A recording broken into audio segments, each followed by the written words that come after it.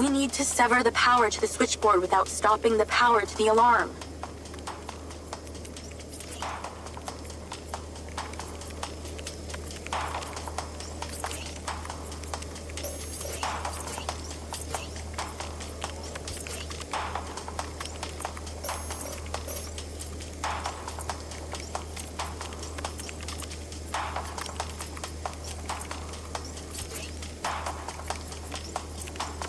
If we disconnect the power to the alarm, it will go off.